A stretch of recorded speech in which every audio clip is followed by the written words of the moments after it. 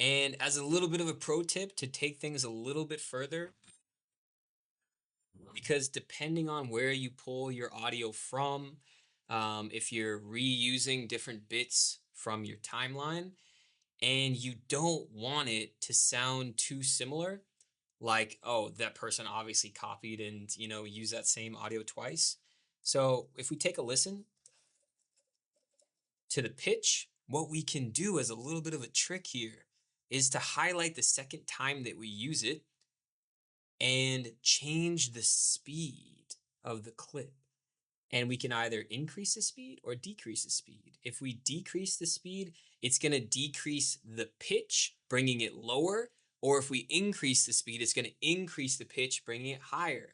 So let's see what it sounds like if we go from 100% speed to 80% speed.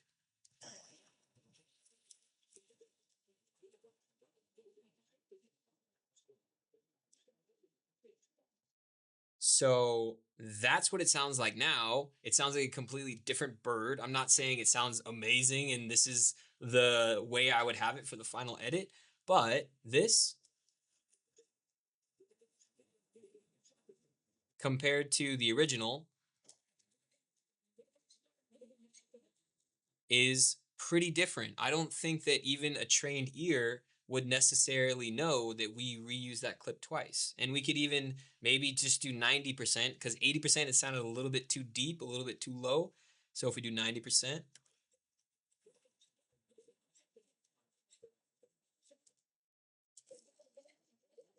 right? Sounds completely different. So that's another a little hack right there to be able to reuse audio twice and kind of get away with it. We'll do more about using audio swoosh transitions and changing the speed later in the course, but that's kind of a cool trick.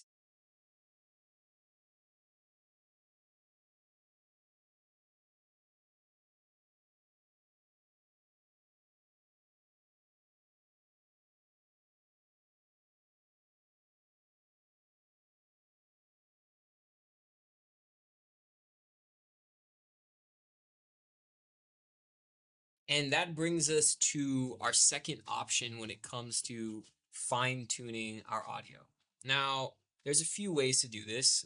To be honest, the way I used to do it back in the day would be to go on YouTube, okay? And I would basically type in like cave sound effect because that's the look that we're going for in this scenario. It's this really cool cave underground, and we don't really have the right sound. Okay. As an editor, you have to listen to this and ask yourself, is this what the audience should hear right now? This is a little bit Lord of the Rings, like it sounds a little bit too haunted. Yeah, it sounds like there's some weird Dracula like bats. That's too much. But the goal is to find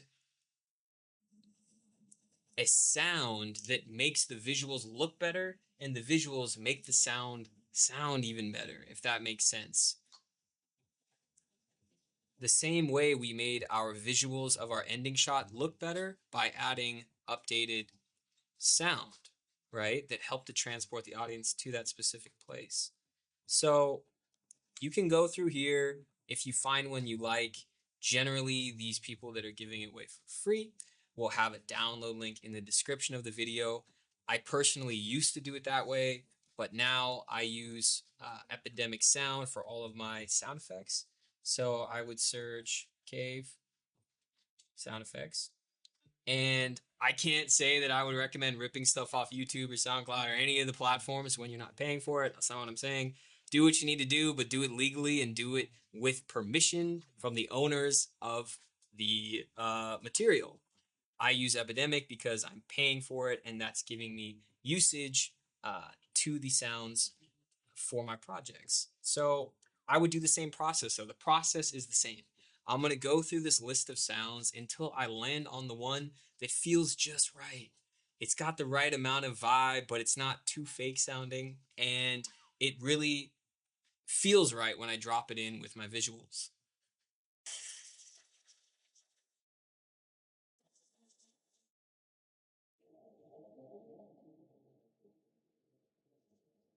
And so now I went through and I found the sound effects that will match up perfectly for my scenario. So what I'm going to do is create a new folder because these are new media assets going into our edit. And I'm going to title this sound effects. Now this folder is in the original folder that we created at the very beginning of this edit to keep everything in one place. Because when you move stuff around and then you reopen that editing session, if stuff is missing and not in the original folder, you're going to have missing content and it's not going to be able to be in your actual video. So that is another reason why we keep everything organized. So what I'm going to do is drag in the sounds that I downloaded, okay? And then now I'm going to drag this sound effects folder into my actual editing session. Now we have our sound effects here. So we have one sound.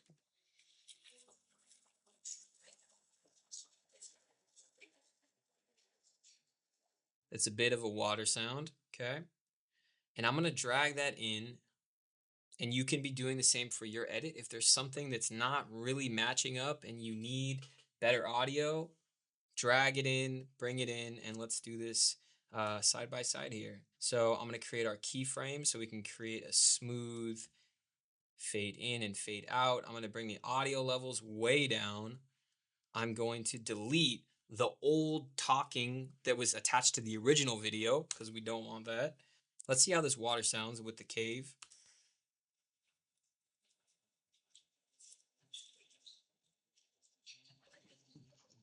Let's move on to the second layer of sound. Now I'm mixing two sounds here because I want people to really feel what I'm showing on screen. So you don't have to restrict yourself to just one layer of sound for any kind of shot. You can have multiple layers to create more depth, to create more of a dynamic kind of sound design. So let's see what the second layer sounds like.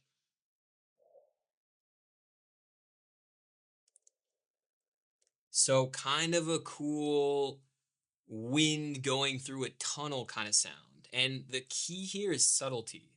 If it's like on your face, it's going to feel fake and it's going to instantly um, be heard as something that feels off to your viewer when they're watching your video. So the key here is subtlety. Okay. We're going to bring this level way down. We have our crossfade in. Okay. That's still a little too high.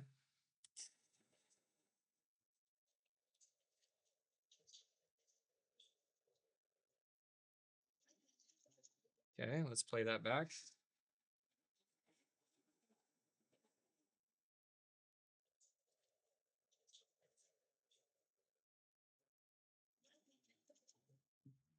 If we take a look at how this feels when we look at it,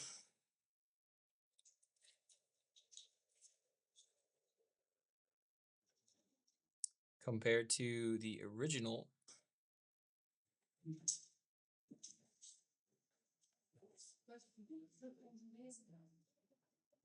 pretty big difference. And of course, you can really fine tune this as much as possible, as much as you feel needed to really lock in that look and feel that you're going for.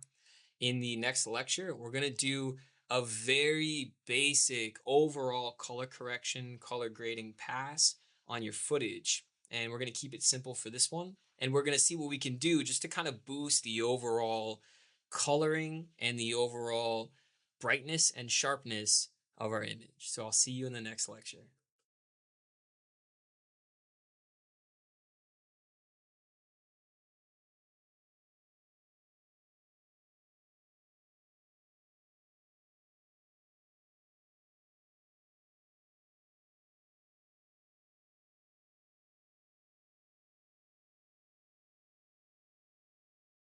And so for the final portion of really enhancing the video side of this section, I want to go over one more thing that we're going to go even more detail in throughout this course, which is color correction and color grading. Now, because you've been working with more footage that's been shot from your phone from a past event, the phones these days do a pretty dang good job of optimizing the images that's coming through the camera. So they color correct automatically. They brighten up and contrast and sharpen things and bring more clarity um, automatically whenever you shoot anything. So for this scenario, we're not going to really go through and upgrade clips one by one. I want to show you how you can quickly, after you've done an edit like the one that we've worked on, how you can do a layer across the whole thing that brightens up the whole thing, saturates the whole thing, and can create a kind of cooler, interesting tone that you're looking for across the whole video itself. Later in the course, we're going to go through and individually learn how to color grade, color correct, and really stylize and create a very unique look for each individual clip in our videos. So let's first start here with creating a new adjustment layer, and I'll explain why we're going to do it this way in a moment. So we're going to create a new adjustment layer. You're going to have a window that pops up that just asks you if you want to keep the settings of the adjustment layer the same as the settings from your sequence. Of course, we want to do that. So we're going to hit OK. And we're going to drag that adjustment layer into our timeline. Now, right now, this is not doing anything, okay? This is just a layer that sits on top of your footage. And it basically says whatever is on this layer, I'm going to give or put onto the footage below. Okay, so it's a really easy way to kind of paint your whole timeline, regardless of how many video clips are in the timeline. You can easily paint that whole timeline with the same effects. So now I'm going to drag this adjustment layer so that it's covering our entire timeline here. And I'm going to go to the effects tab and I'm going to type in Lumetri color. Now, regardless of whatever your editing software is, you're going to have a color correction effect. That's the main color correction way to really adjust the colors and exposure and contrast and all those different details of your image. It might be called color corrector, it might be called something else, but in Premiere, it's called Lumetri color. Now I just dragged it onto the adjustment layer and I'm going to go up to the effects control tab and I'm going to open up these toggles here. See, we have basic color correction. This is going to allow for us to change the color temperature, the tint, exposure, contrast, and so on. And the only other thing we're going to kind of focus on here is the creative tab. This allows for us to do some interesting things with coloring and the shadow tint and highlight tint, okay? So now I'm going to scroll over to kind of our opening image here. Automatically, I can see just through the whole video itself, it could use a little bit more contrast and definitely some saturation throughout. So I'm going to take the saturation function here. Right now it's set to 100, which is basically means nothing is being added and nothing is being taken away. If I bring it down below 100, you can start to see this image turn to black and white. If I bring it above 100, you can start to really see the effect that it's doing there, okay? We definitely don't want to be adding too much saturation because that will make the viewer have a, oh, this is a cheesy video opinion, right, of the edit. So we want to undo that. And we want to find a happy middle ground here. So I just bumped it up to 116. Now we can kind of play through the video and see how that's looking. So I'm really liking that, but I'm actually going to boost this here a little bit more to, let's say, 130. Okay. That's going to bring just some more colors back into our edit. And now I'm going to add just a little bit of contrast. This is going to create a more dynamic looking image. So if I decrease the contrast, you can see the image is going to start to turn really gray. That's because you're getting rid of the contrast or the difference between the darkest part of the image and the brightest part of the image. So you can see that's super gray, right? But let's bring this back to 10 just to have a little bit more contrast. Okay, that's all looking pretty good. And I think we can overall here add a little bit more sharpening. Now, what sharpening is going to do is going to really make the image appear to be a lot more crisp and clear.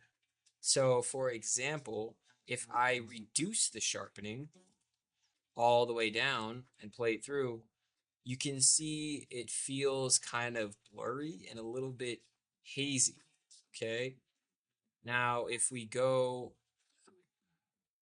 here and we set that back to 0, now our image is looking good.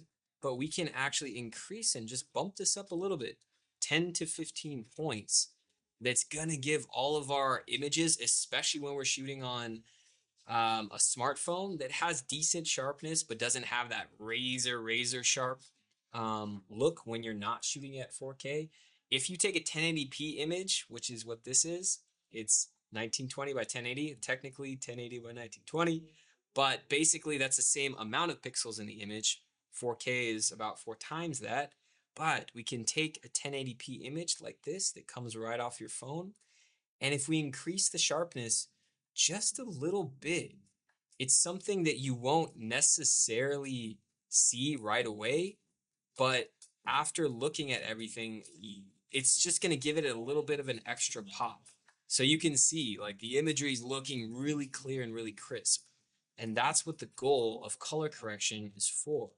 So there you have it. Super easy way to kind of do a final layer on top of your footage just to give it that little extra special sauce. Later in the course, we're going to go really into detail on color theory, on doing a little bit more, or actually a lot more, of intricate ways of using color correction. And in the next lecture, we're going to see how much we can change our edit by now adding a soundtrack to the project that we've been working on.